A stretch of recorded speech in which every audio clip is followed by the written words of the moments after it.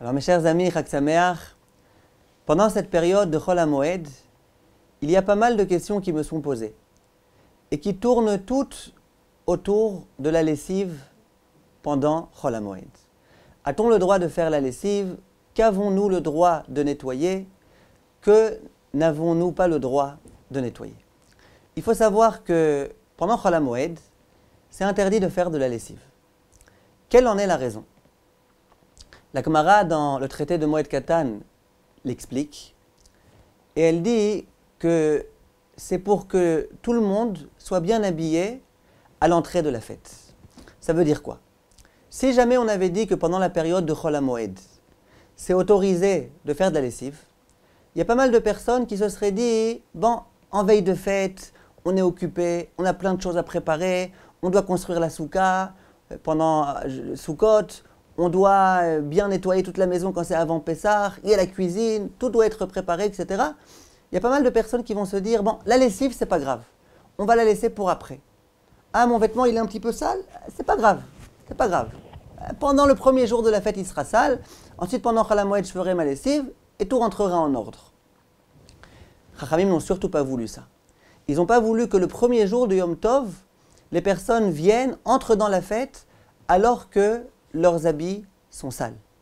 C'est la raison pour laquelle nos maîtres ont dit, attention, pendant Chol HaMoed, interdiction formelle de faire la lessive. Comme ça, attention, si jamais tu t'es pas préparé à temps, si tu n'as pas fait la lessive, pendant toute la fête, tu devras être avec des vêtements sales. Et ça, c'est censé dissuader les hommes. Ils sont censés pouvoir, grâce à ça, prévoir comme il faut et faire la lessive avant, de sorte à ce que pendant la fête, le premier jour de la fête, le jour de Yom Tov, tout un chacun soit bien habillé avec des vêtements propres et sans aucune tache. Lorsqu'on parle de lessive, on parle de laver tout le vêtement. Je prends tout le vêtement, je le mets à la machine ou je le lave à la main. Ça s'appelle faire de la lessive. Si j'ai un endroit précis sur ma veste, sur ma chemise, une petite tache, et que je viens nettoyer juste ce petit point précis, ça, les décisionnaires écrivent que c'est autorisé. Il faut savoir, mes chers amis, qu'il y a un certain nombre de cas dans lesquels on se montre indulgent. Et nos maîtres ont autorisé de faire la lessive. Quels sont ces cas-là? Ces cas-là, on va tous les résumer en un principe. C'est les habits qui se salissent très rapidement. Il y a des habits qui se salissent rapidement et qu'on a la coutume de changer et de laver tous les jours. Ces habits-là, on a le droit de les nettoyer pendant Chol HaMoed. On va prendre un exemple. Des enfants de 2 ans, 3 ans, 5 ans, 6 ans, ça dépend exactement chaque enfant selon sa propreté. Et ces enfants, ils se salissent. Ils traînent par terre, ils rampent par terre et ils ne font pas attention à eux. Quand ils mangent, à chaque fois, ils se salissent. Leurs vêtements se salissent très rapidement. Ai-je le droit pendant la fête? Si j'ai plus de vêtements d'enfant, mon enfant n'a plus de vêtements, est-ce que je peux nettoyer ces vêtements pour qu'il en ait d'autres ou pas? Réponse, les vêtements des enfants, il n'y a aucun problème de les nettoyer. Pourquoi? Parce qu'ils se salissent rapidement. Et alors quoi? Ça change quoi s'ils se salissent rapidement? Je sais que vous aimez comprendre les halachot. Il faut essayer d'expliquer un tout petit peu. La réponse est la suivante. Toute la raison pour laquelle on a dit qu'il fallait absolument interdire de faire la lessive pendant Chol HaMoed, c'est de peur que les personnes se disent « Ah, c'est pas grave, moi je ne laverai pas avant, je me reposerai sur Chol HaMoed. » Et c'est pourquoi on a dit « Attention, pendant Chol HaMoed, tu ne pourras pas. Tu veux faire de la lessive, tu la fais maintenant, avant. » Ça c'est vrai, pour des vêtements qu'on a l'habitude de laver une fois toutes les 2 semaines.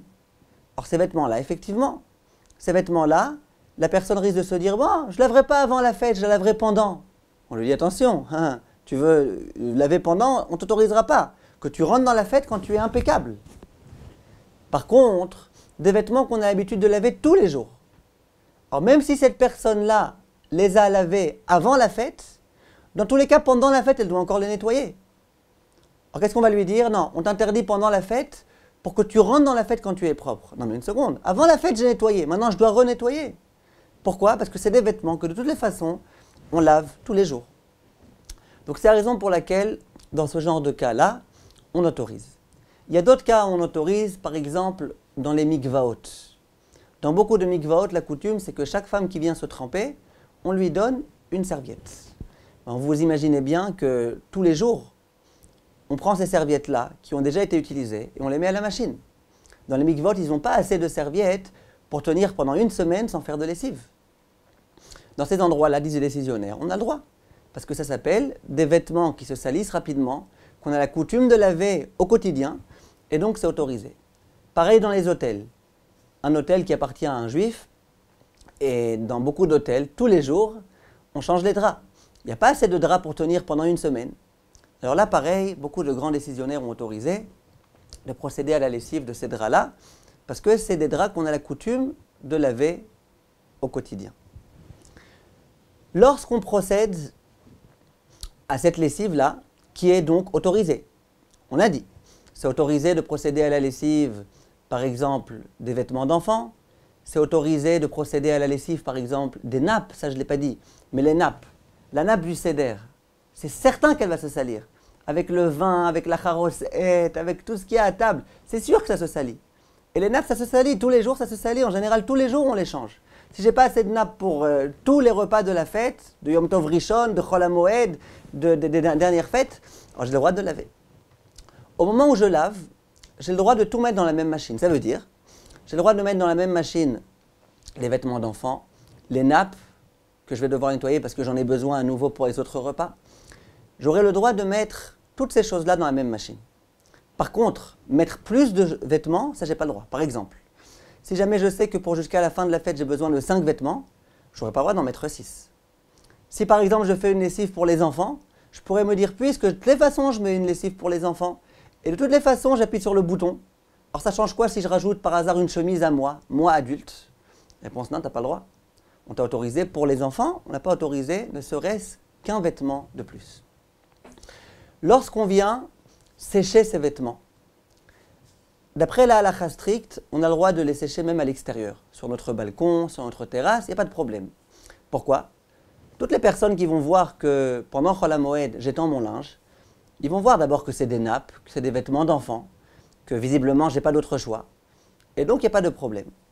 Certains décisionnaires préfèrent malgré tout qu'on fasse les choses de façon un petit peu discrète et qu'on étende le linge chez soi à la maison, de façon à ce que pas tout le monde voit, en particulier dans les cas où généralement on n'a pas le droit, mais on m'a autorisé qu'à moi.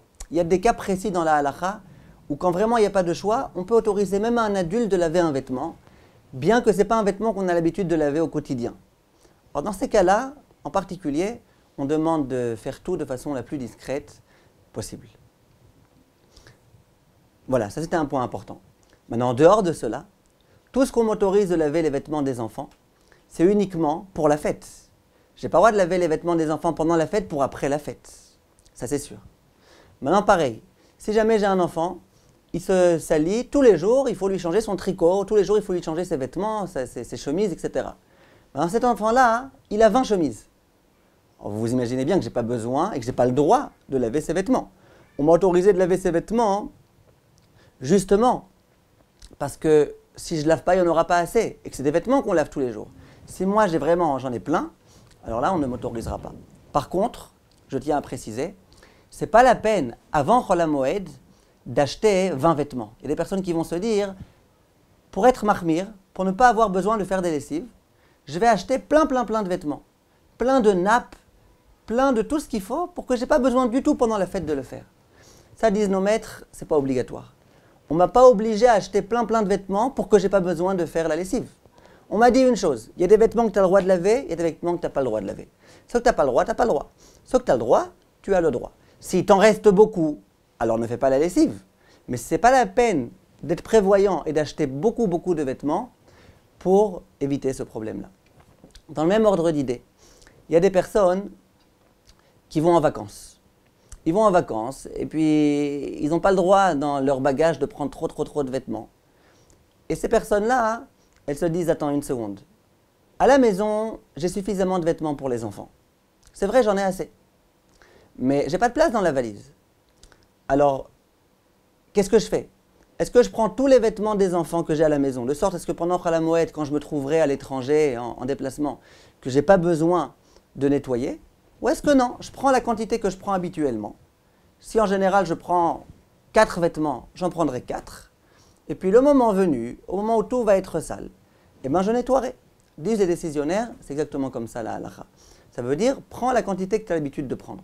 Si ensuite tu n'as plus de vêtements pour tes enfants et que tu dois les nettoyer, eh bien tu les nettoieras. Pareil pour les nappes, pareil pour les serviettes dans les mikvaot, etc. Une fois on m'a dit un grand chidouche, au nom d'un rave. Le chidouche est le suivant. De la même façon qu'on autorise aux enfants de nettoyer leurs vêtements, ça veut dire de la même façon que les adultes ont le droit de nettoyer les vêtements des enfants, parce que les vêtements des enfants se salissent très rapidement, de la même façon, on a le droit de nettoyer les vêtements des mamans. Pourquoi?